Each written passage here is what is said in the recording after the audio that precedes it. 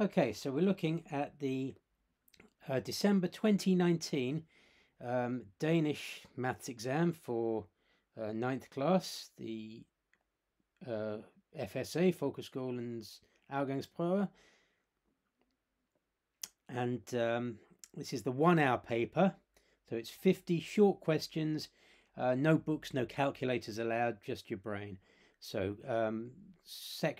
first section, number and algebra, exercise 1. Carl, Maz and Jonas want to buy pizza. The sign shows the prices from a pizzeria. So you've got a small pizza, 65 krona, and you've got a big pizza, 132 krona. What do 3 small pizzas cost? So that's just 3 times 65. 3 times 65 is 195. The 3 boys are considering buying and sharing a big pizza. How much do they each pay if they share the cost of the pizza equally between them? So it's asking you 132 divided by 3. So I tend to do these with short division, so you might have been taught long or short division, but 3 doesn't go into 1, 3 goes into 13 4 times with 1 left over, and 3 goes into 12 4 times, so 44. 132 divided by 3 is 44. Let's just get rid of that thing and back to that. Oops, didn't want to do that. There we go. The 3 boys buy a big pizza. Carl would like to pay for the whole pizza. He pays with a 200. How much does Carl get back? How much change does Carl get out of a 200 when he buys a pizza for 132? So it's asking you 200 minus 132. I can do that in my head. 68. You might want to write something down. Exercise 3. Carl buys 3 tops on offer. They cost 200, 350 and 450 respectively. So there's the different things and the 3 different prices. But there is an offer, 3 for 2. Buy 3 tops and pay for 2. You don't pay for the cheapest one. So if you buy 3, you get the cheapest one free, which is the 200. So you only pay the 350 and the 450 if he buys all 3 of those. So the question is, how much does Carl pay for the 3 when he buys them on offer? So he only pays 350 plus 450, which is 800. When they're not on offer, they cost 1,000 krona. So that's 200 more with the extra cheap one. How many percent does Carl save buying the 3 of them on offer? So he saves the 200, and that's out of the original 1,000. You've got to compare it to the price that he's saving from. So it's 200 out of 3,000. 200, what did I just say? 200 out of 1,000 for the 3 tops as a proportion, but a percent is out of 100. So you've got to multiply it by 100 to get something that's a percentage rather than just a proportion. So 200 times 100 divided by 1,000. It's quite easy to cancel down some zeros there and see that that's the same as 20. He saves 20%.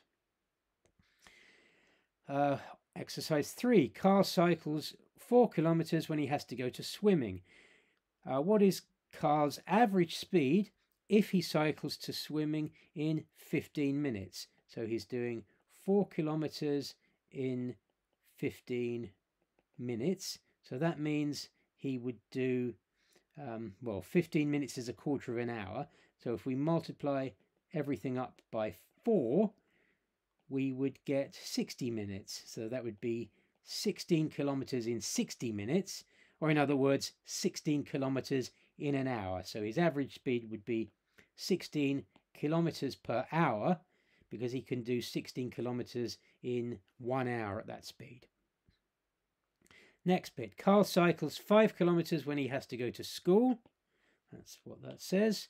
How many minutes does it take for Carl to cycle to school if he cycles with an average speed of 25 kilometers per hour? Okay, so 25 kilometers per hour means that he can do 25 kilometers in 1 hour, which is 60 minutes. 25 kilometers in 60 minutes. He's only got to go 5 kilometers. 25 goes into 5 times, so you've got to divide everything down by 5. 60 divided by 5 is 12, so he can do 5 kilometers in 12 minutes. So the 5 kilometers he's got to cycle to school takes him 12 minutes. Final answer, 12 minutes. Exercise 4.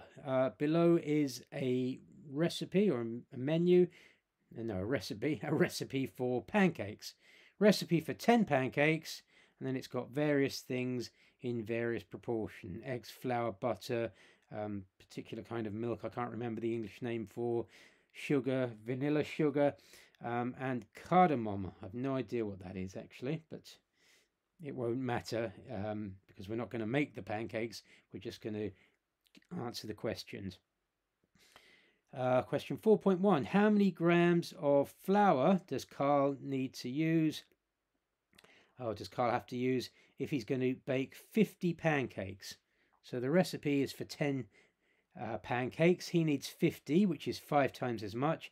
So he's got to take the 150 grams and multiply it by 5, which is 750 grams.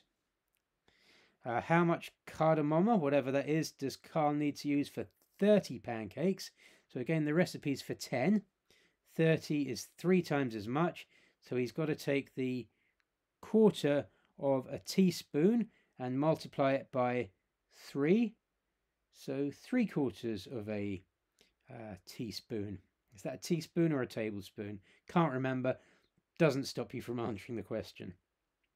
How many pancakes can Carl bake at most if he has 10 eggs? So the recipe is with 4 eggs. So 10 divided by 4 is 2.5. 2,5 I should do in Danish. So he can do 2.5 times as much as in the recipe. The recipe is for 10 pancakes. So he can do 2.5 times 10, 25 pancakes. Yeah, I've got to remember to do the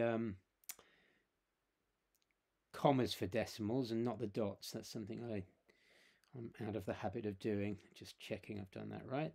Yeah, okay, so there we are. On to question 5. Now that's straightforward arithmetic now. So 731 plus 2, 7, 9. I'm not going to go through the whole rigmarole of explaining basic arithmetic. You can just watch me. Oop, that slipped a bit there. You can just watch me do it, but it's not really the time for explaining basic arithmetic. Question 5.2. 1024 minus 996. Well, you know what I'm doing in my head here for this one.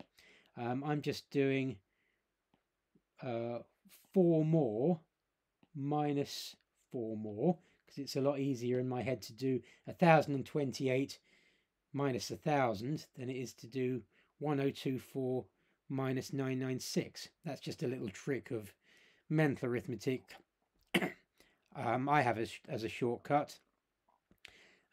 You might have your own way to do that. Question 5.3. 8 times 305. A little bit easier to write down 305 times 8 and have the small number on the bottom. And then it just makes the whole mental arithmetic a little bit easier when you're doing the small number on the bottom.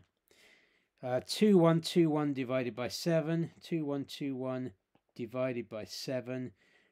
So 7 doesn't go into 2, carry the 2, 7 goes into 21 3 times. 7 doesn't go into 2, carry the 2, 7 goes into 21 3 times, 303. So again, since this is for 9th class, not really the time to be explaining how to do mental arithmetic. Just delete that lot. Okay, question 6. Write a decimal number that is bigger than 0.45 and smaller than 0.46. Well, the obvious thing to do there would be to go bang in the middle and go 0.455. Write a fraction that is twice as much as 1/3. Well, that would be 2/3. Write 2/5 as a decimal number. So remember, 2/5 is the same as 4/10, and 4/10 is 0.4. Write 125% as a decimal number.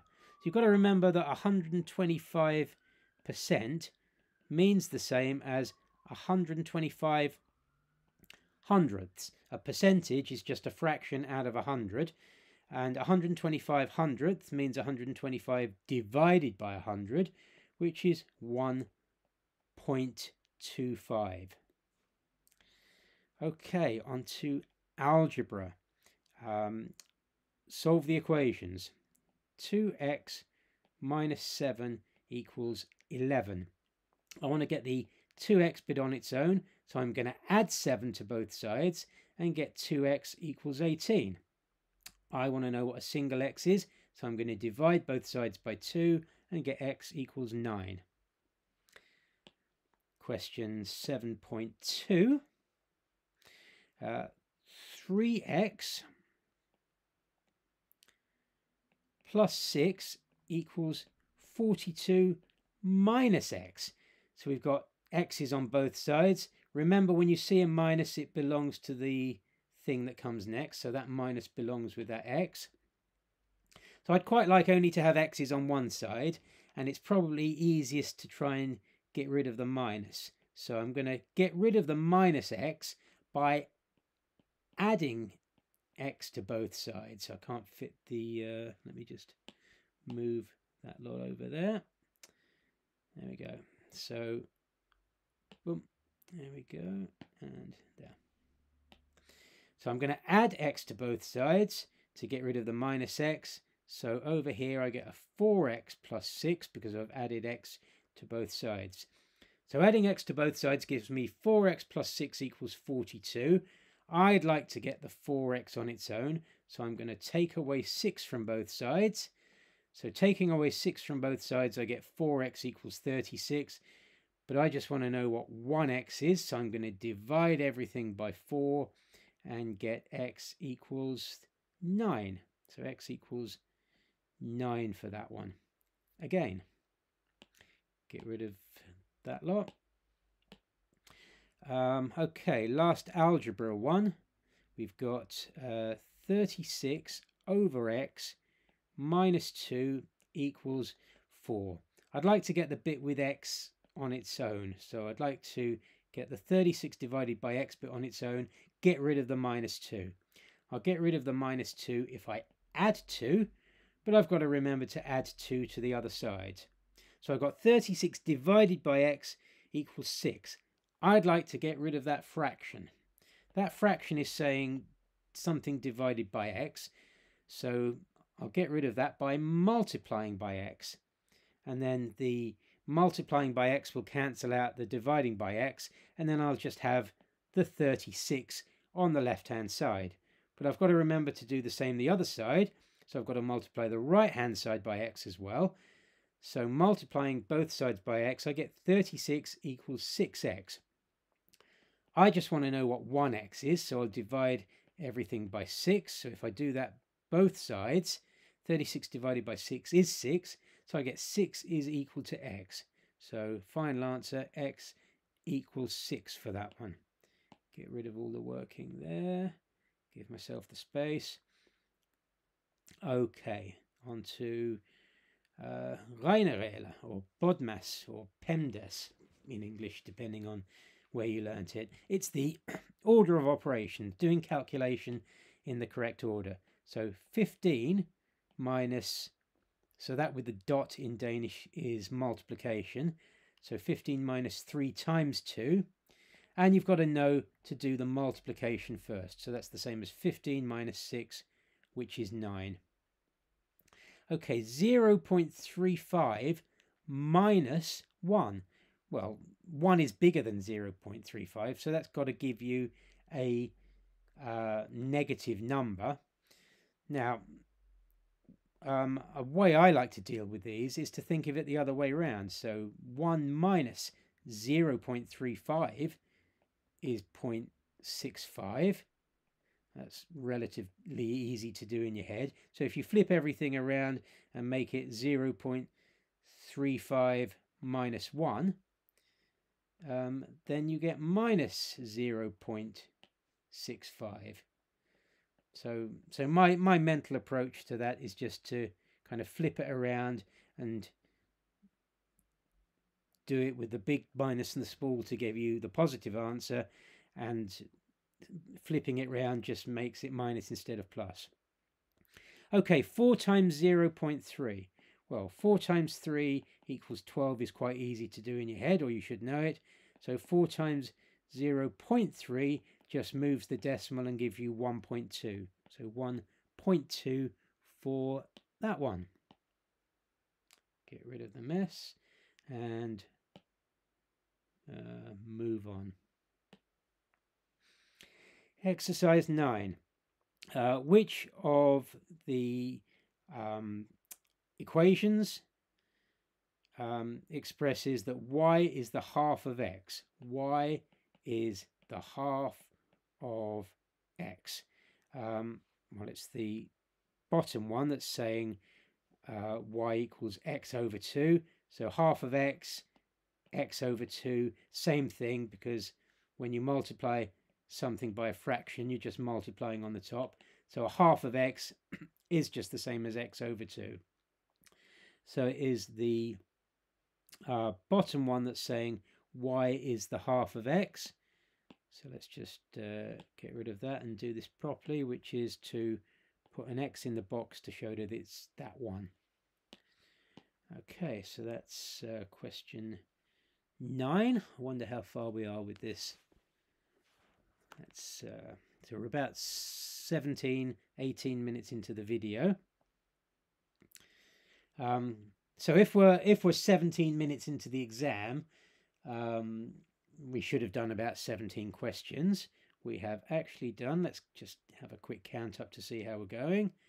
We have actually done 1, 2, 3, 4, 5, 6, 7, 8, 9, 10, 11, 12, 13, 14, 15, 16, 17, 18, 19, 20, 21, 22, 23, 24, 25. So we're actually halfway through now in 17 minutes. So that's not bad going. Okay, the figure below is a combination of a blue rectangle and a green right-angled triangle. So a blue rectangle and a green right-angled triangle have been put together to make the figure shown. The omkreds, so that's perimeter of the blue rectangle, is what? So you've got to read these carefully. Make sure you know whether they're asking you for a perimeter or an area. So that's the perimeter, omkreds in Danish, the distance all the way around. So it's not just the A and the B, but it's also another A up there and another B over there. So it's 2 A's plus 2 B's. 2A plus 2B is the best way to write that. Then the combined area of the blue rectangle and the green right-angle triangle is what? Okay, well, the area of the blue rectangle is, let me just get rid of some of this stuff. Delete that and that. Okay, so the area of the blue rectangle is just A times B, height times width AB. And then the green triangle, well, the height of the triangle is B because it's the same as the rectangle. And the area of a triangle is a half times the base times the height. Written that in English for some reason. That's a half times 2a times b. The half and the 2 cancel each other out. So in fact, that's just a times b as well, or ab. So the rectangle in this case is AB, and the triangle is also AB in this case. So together that makes 2 ABs, 2AB. Okay, I'll once again get rid of some of my mess on that and move on. Okay, so converting measures to other measures. Write 2.5 kilometers in meters. So the mistake people could often, well, there's two mistakes you can make on here. It's not knowing how much of something is in something else. And then the other mistake is moving the decimal or the zeros the wrong way. Okay, so 2.5 kilometers in meters. Meters are smaller, so you expect a bigger number because there's more meters which are small in a kilometer, which is big. So kilometers and meters, there's 1,000 meters in a kilometer, so we want a number that's 1,000 times 2.5, which is 2,500. Anything with kilo usually has 1,000 associated with it. So this one here, 290 grams in kilograms. There's 1,000 grams in a kilogram. So grams are small, kilograms are big. So there's because grams are small, there's a lot of them. So you expect the number to be smaller when it's in kilograms because kilograms are bigger. So as I said, there's 1,000, so it's going to move the decimal. Well, at the moment in 290, the decimal's there. Then it's moving one place for 10, one place for 100, one place for 1,000. So it's 0.29 kilograms is the same as 290 grams. Okay, millimeters and centimeters. There's 10 millimeters in a centimeter. Centimeters are big, so you expect there to be fewer of them. So it's 15 because you're dividing by 10 to get a smaller number because the centimeters are bigger than the millimeters. Oh, then meters squared in centimeters squared. This is a classic trap that people fall into in answering this one. So a meter, I'm just drawing a square here. I could probably draw a better square than that, couldn't I? Because there's a little tool for it here, isn't there, probably? If I can remember how to do that. Oh, that'll do. Yeah.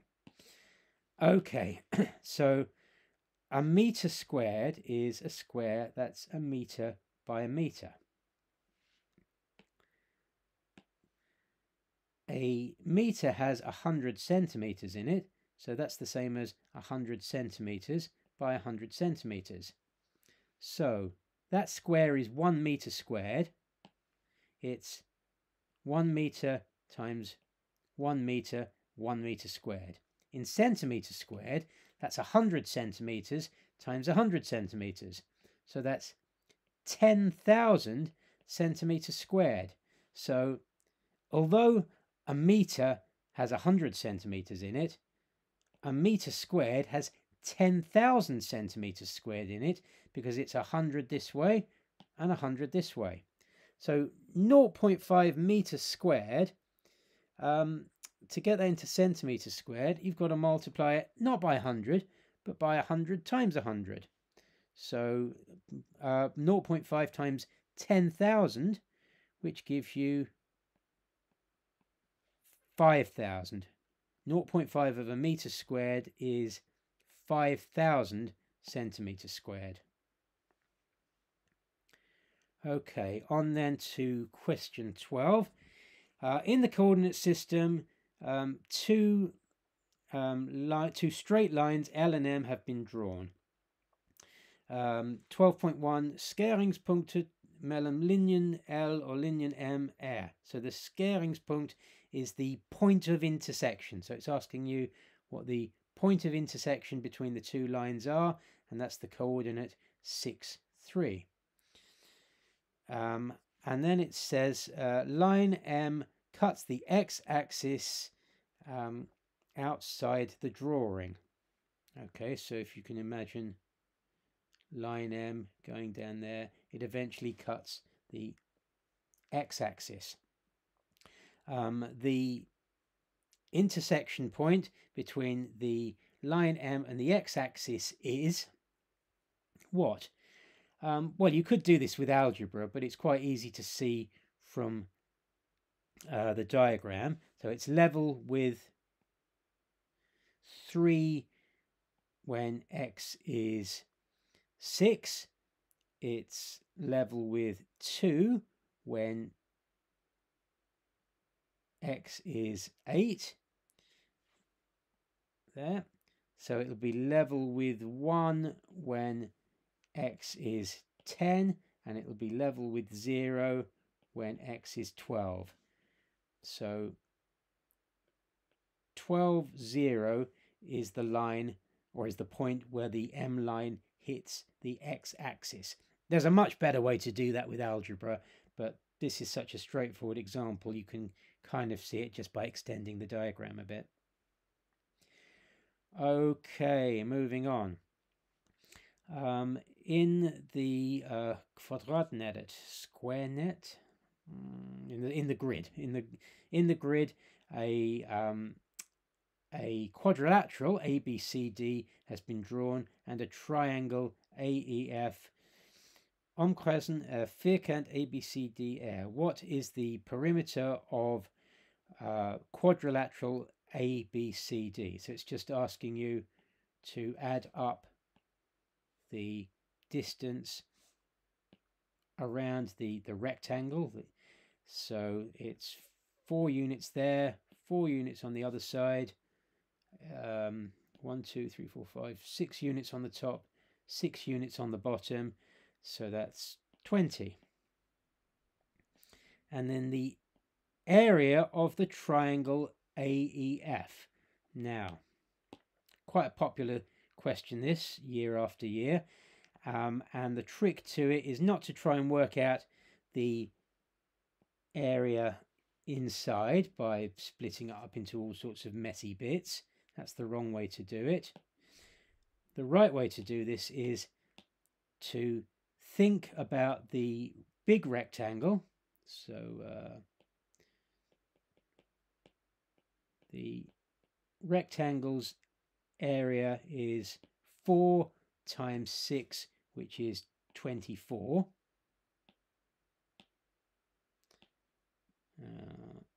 24, just want to get rid of some stuff here. Get rid of that. And then think about the white triangles that are around the edge. So this white triangle here,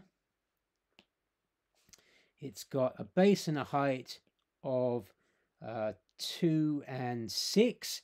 The area of a triangle is half times base times height.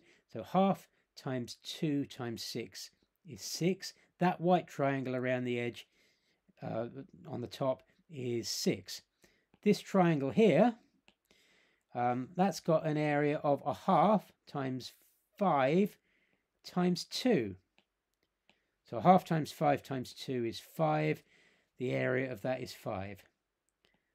This bit here, it's got an area of a half times 1 times 4. A half times 1 times 4 is 2. So that white triangle's got an area of 2. So you've got to think about the whole big rectangle, which is 24, minus the 6, 5, and 2 triangles around the edge. So that's 24 minus 13. So that leaves you 11 as the area of the bit in the middle. That's quite a popular type of question that's been over the years, and that's always the easy way to do it. So around things around the edge subtracted from a bigger shape. Okay, moving on. The drawing shows 1 red and 5 blue triangles, A, B, C, D, and E. Which of the blue triangles is, so Leerdenet, that's similar in English, similar to the red triangle. So similar, or Leerdenet in Danish, is something that's the same basic shape. So all of the angles are the same, but a different size. So this one, for every 2 across, you've got 3 up. And on this one here, for every 4 across, you've got 6 up. 2 to 3 is the same as 4 to 6. So triangle C is in the same proportion as the red one. You've got to imagine it flipped round, but it's only C that has the sides in the same proportions. And you can kind of see that, you know, which ones it's not. So you can see that A and E aren't quite the same shape. A little bit harder to see with the bare eye from B and D, but mathematically C is the only one that is mathematically similar because it has the sizes in the same proportion. So in other words, it's the same basic shape, but just a different size. Question 15. The drawing shows a Leerdenet, that's isosceles triangle in English. So an isosceles triangle has 2 equal sides and 2 equal angles. So that one would be equal with that one over there. Angle U is what? Well, U is on a straight line with 130. Straight lines add up to 180, so that's got to be 50 degrees for the whole thing to add up to 180. 180 minus 130.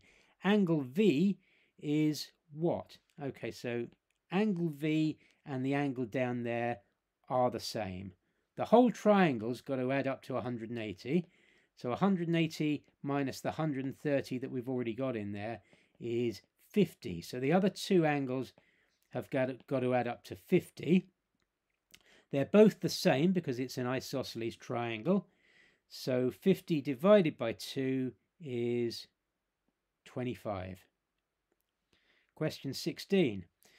The drawing below shows some rosette patterns A, B, C, D, and E. Put 1 X in each row. Which rosette pattern has a rotational symmetry but not reflective symmetry? Which pattern has rotational symmetry but not reflective symmetry? Okay, well, A certainly does have reflective symmetry. You can imagine a mirror down there and everything looking the same. Same applies to B and C. You can imagine mirror lines down all of them and things looking the same one side compared to the other side. But that's not true of D. Things aren't the same either side of a mirror line in that one. You can see things aren't quite in the same place. But on the other hand, you can imagine that if you rotated D, it could be in 6 different patterns or 6 different positions and come back and look the same in each position. So 16.1, it's D that has rotational symmetry but not reflective symmetry. And then question 16.2, which rosette pattern has exactly 4 axes of symmetry? So 4 mirror lines, in other words. Let's just get rid of all the mess here. Okay, so let's try and draw some mirror lines in here. So A, you got 1, 2, 3, also down there, 4, 5, 6. You've got 6 possible mirror lines in there, so it's not that one. B, you got 1, 2, 3. Oh, lost the page there. Where are we? And 4. So B's looking good for 4. Let's just check the others and see why it's not the others. C, it's got a line of symmetry there, a line of symmetry there. Oh, that's got 4 as well. I'll tell you what it is, because I've missed some for B, because B's got symmetry there, there, there, and there. It's also got a sneaky line of symmetry there, and there, and there, and there. All of those are mirror lines that work for B. So B has actually got 8 lines of symmetry. So it's actually C that's got exactly 4 mirror lines, 4 axes of symmetry. Okay, question 17. The drawing below shows a, what do you call that, a net in English. The drawing below shows a net of a box. What is the volume of the box? So you've got to kind of imagine this folded up. Dum, dum, dum. Like that. Brilliant drawing. So it would be 2 by 4, and it's 2 in both places on the end, height and width. So the volume of the box is 2 times 2 times 4, which is 16. The units aren't specified, so 16 cubic units of volume, not specified. The box's combined total surface area, hors-fleur aérial surface area.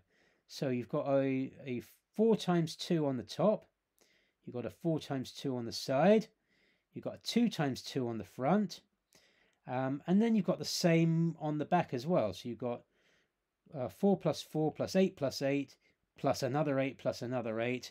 So altogether, that is making, just doing that in my head, 40.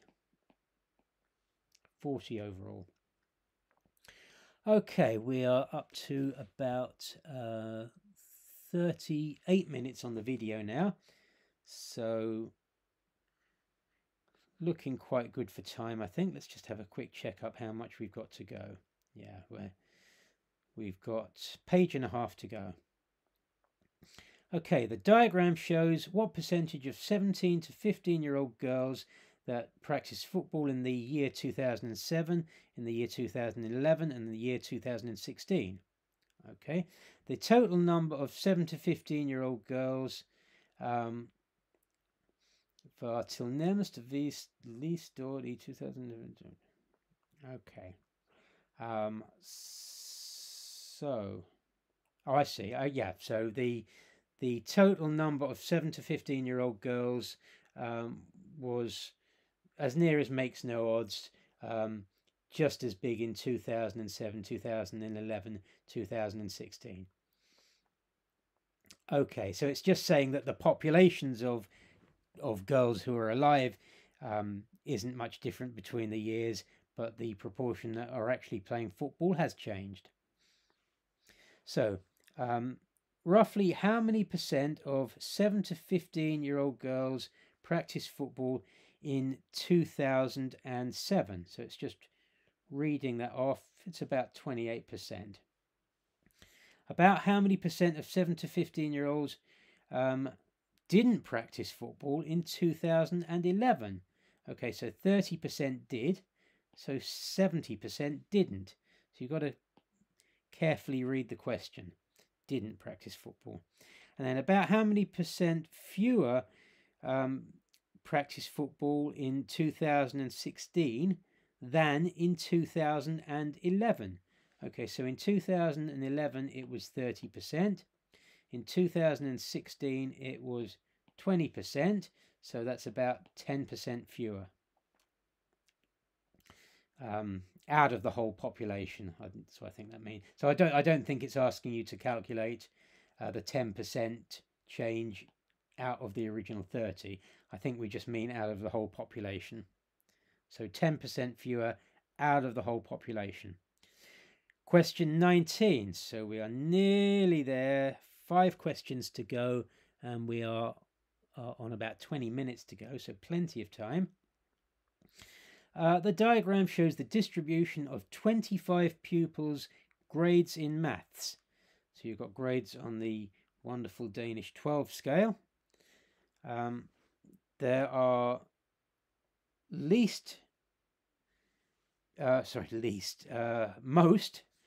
most pupils who got the grade 1.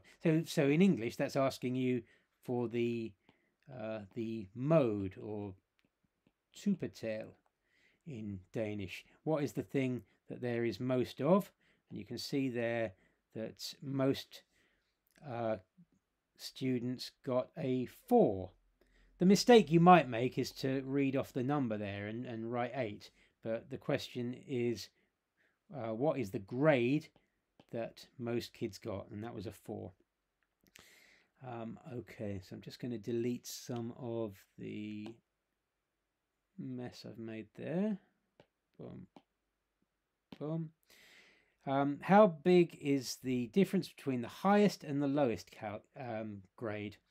So it's asking you the range of the data, in other words. So the highest grade anybody got was a 12. The lowest grade anybody got was a -3, and the difference between 12 and -3, 12 minus -3, is 15. There's a range of 15 from 12 down to -3. So the answer is 15, and that's called the range of the data in English, and in Danish it's variationsbredde, variations width. Okay, 50% of pupils have at least got the character, the grade, I should say. 50% of pupils got at least which grade. So that's asking you for the median, in other words, the middle value. Out of all the grades that people got, what is the middle one? Now, the classic mistake here would be to just go from the numbers on the axis and look at the middle one, which is 4. But that is not the right way to approach it, because the data are not evenly distributed. You've got to think about the numbers that actually got each grade. So you've got 25 students there. So the middle one out of 25 is it's the 25 plus 1 divided by 2 is the 13th student. So what you want to know is the grade of the 13th student, because the 13th student is the middle person.